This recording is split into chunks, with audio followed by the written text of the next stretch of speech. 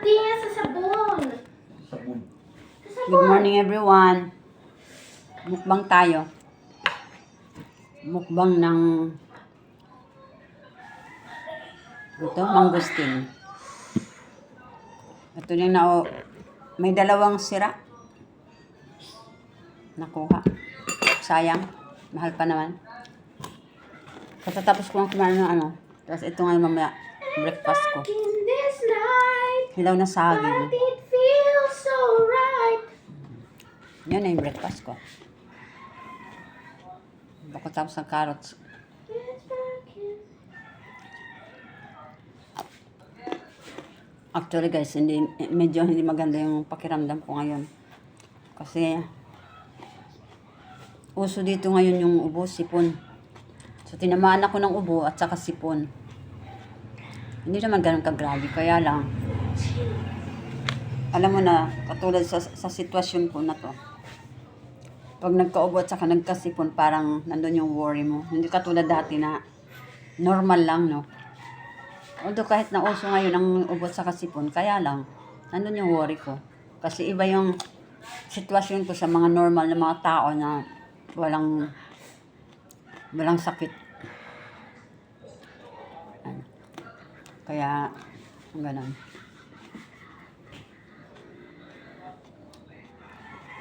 Medyo masakit yung likod ko ng konti lang. Pero carry naman. Kailangan ko lang mamaya siguro magpainit. Makain muna ako ng mga fruits. Katatapos ko, pagkagising ko, may natira akong tea kahapon. Ininom ko na kaagad. Tapos, minom pa ako after ng tea, na 1 cup. Minom ako ng warm water. Hindi nga na siya warm. Warm water. Katapos, ininom ko. So, 2 cups na nainom ko. Tapos, nag-fruits na ako. So, yung katulad ng sabi ko kasi, hindi kasi normal yung health ko. Siyempre, nandun yung pag-aalala. Kaya, ayoko as much as possible, ayoko yung sisipunin ako, uubuhin ako.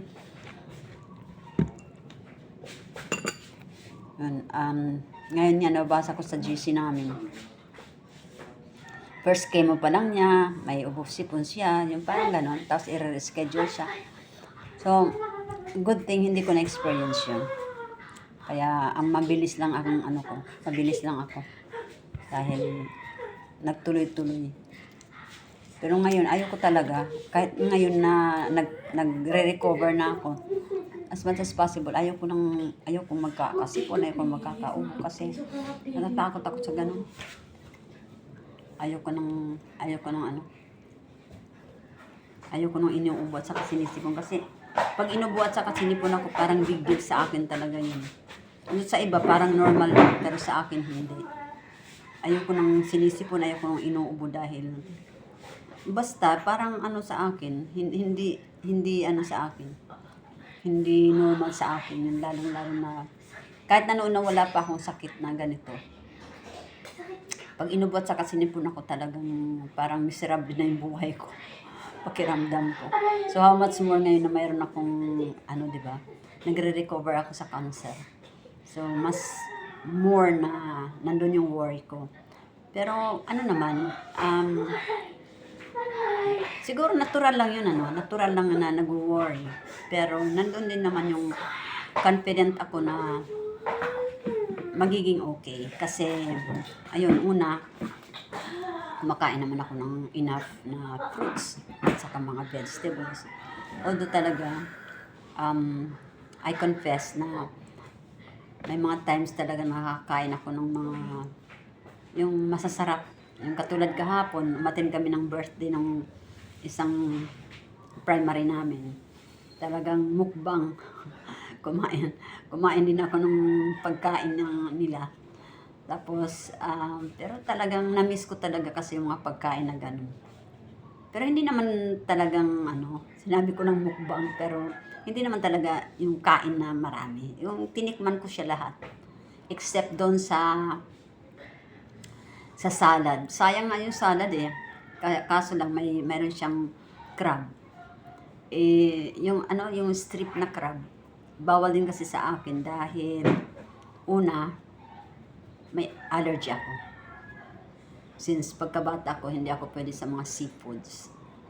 Yun yung unang kinatatakutan ko. So, magdi-deform talaga yung mukha ko nun pag kumain ako ng ganun.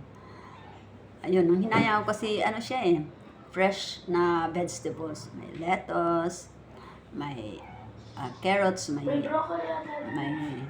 parang may broccoli nga ata. Yun, pero okay lang. So, na-enjoy ko talaga yung food. Katulad ng sabi ko, na-miss ko talaga yung food. Kaya guys, ito si Amon pala, oh.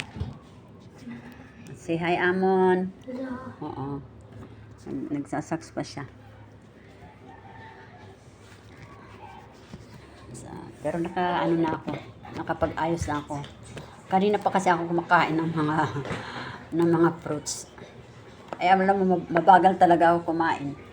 Mami, Kaya- nakatikim ka nung salad ba yun? Yung parang may gatas? Ano yun? Ang tawag nila doon, yung may mga eggs na maliliit. Hindi yun egg. Yun siguro yung sinasabi mo yung may parang milk na ano. Yun yung salad yun. Yung yung parang may Na si Amon kahapon sa school. Nagaskas yung legs niya. At saka yung bandang siko. Kaya kung mabagal na siya kumilos, mas mabagal pa. Ayan. Ayan. Pakita mo yung mo, tuhod. Ayan. Okay. Di ba nakita? Ay, hindi nakita. Ayan. Okay. Pero nilalagyan naman ng betadine. Okay ka na? Tapos si Amon din kasi, laging may sipon. Hindi talaga gumagaling yung sipon niya. Kahit anong May baon ako dito. Wala. Hingi ka lang kay daddy. Wala kasi tayong bread. Bukas punta ako ng pupunta ako bukas sa Pag-ibig. Bili ako ng bread na Andun yung mga candies mo kahapon na nakuha kay Diane. Yan. So, yan. So guys,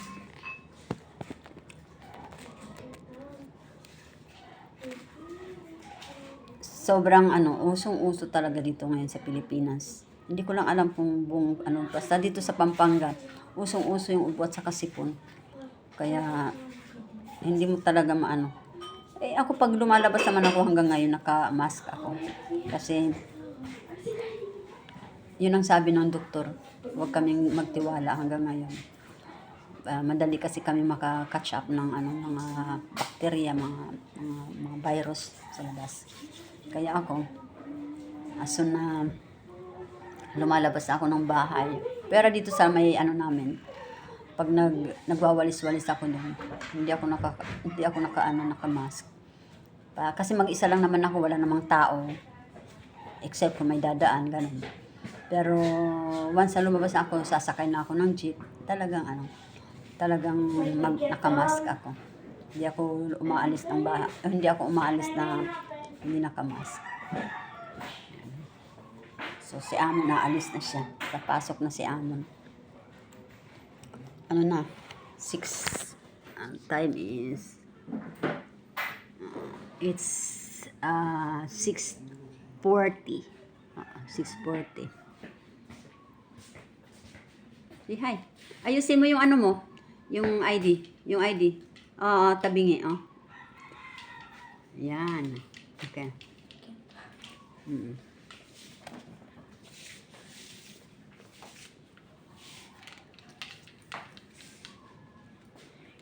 Yan. Yan ang nila.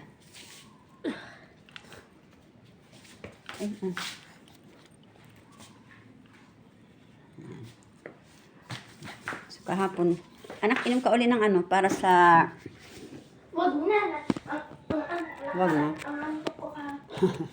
Pinainom ko kahapon para sa sipon. Inantok daw siya. Pero pag nandito sa bahay na umiinom ng gamot, hindi yan naantok kasi nakatablet. Kailangan naman mag-tablet siya sa school, di ba?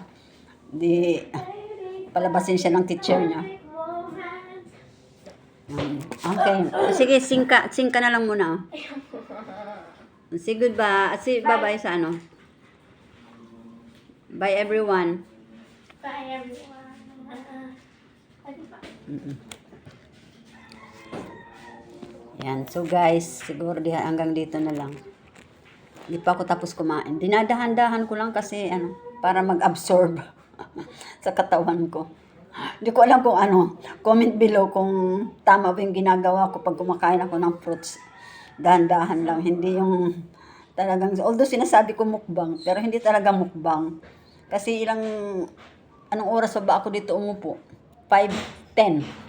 Nakaupo na ako dito para kumain ng fruits. Kasi yung fruits na yun, halo-halo yun eh. May fruits and vegetables. Sabi nila yung cucumber, hindi daw naman kasi talaga fruits. Belongs to, hindi daw vegetable, belongs to fruits daw. So, ang kinain ko kanina, cucumber, carrots, at saka apple.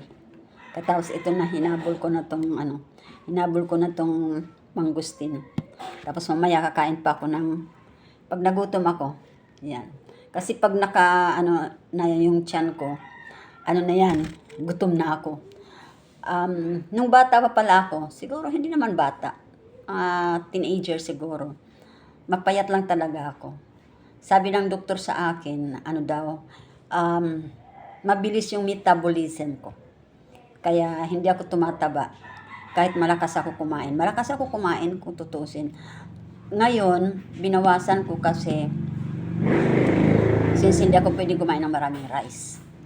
Naubusan ko ng brown rice. So, nagwa-white rice ako. Hindi rin kasi pwedeng hindi. Parang feeling ko, pag hindi ako kumain ng rice, parang as in, gutom ako. Pero ngayon, siguro hindi ako kakain ng rice kasi meron akong banana. Yan. Meron akong banana. Hilaw to guys. Hilaw. Yung hinog hindi ko niluto. Ito yung hinog. Yan. Pagdating ng mamaya ni Amon, galing sa school, naku kakain niya, magmumukbang niya ng banana. Malakas kumain ng banana. Sanay kasi siya ng banana. Yung ganyan na banana. Grabe. Bye-bye! Sanay siya sa banana kasi dun sa Leyte noon, meron kaming may banana, si nanay. Kaya pag ready to harvest na yung mga banana, talagang sobrang sunod-sunod naman. Yan, kaya nasanay siya sa banana. Kahit hindi lutuin, basta hinog na. Yan. Yan guys, so, yun. Kumakain pa rin ako. Parang feeling ko yung ibang mangustin, mga sira. Kasi ang titigas. No? Matitigas siya. So, ito na lang siguro ang okay na, 3. Baka yung isa. 2 sira na yung nakuha ko. Sayang talaga kasi syempre mabigat din yung sa kilo, no? Tapos, mahal pa man din. Nagmahal nga daw siya ay 130 na daw ang kilo. So, for sure ngayon, mabot na uli ng Pag hindi season, ang mangustin hindi talaga kami bumibili kasi nasa 200 to 300 pesos ang kilo dito sa amin. So, ngayon, nung naging season siya, medyo tinake advantage namin yung na yun. Greenab namin yung opportunity na yun para lagi akong kumakain ng mangustin. Kasi wala ring gusto ko rin yung guyabano. Masarap din kasi yung guyabano. Yun. So guys, have a good day everyone. Ingat kayo.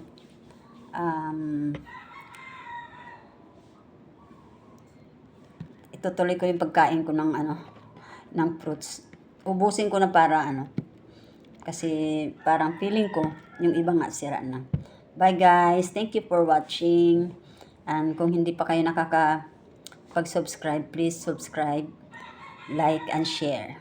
Thank you very much. Bye-bye. Have a good day.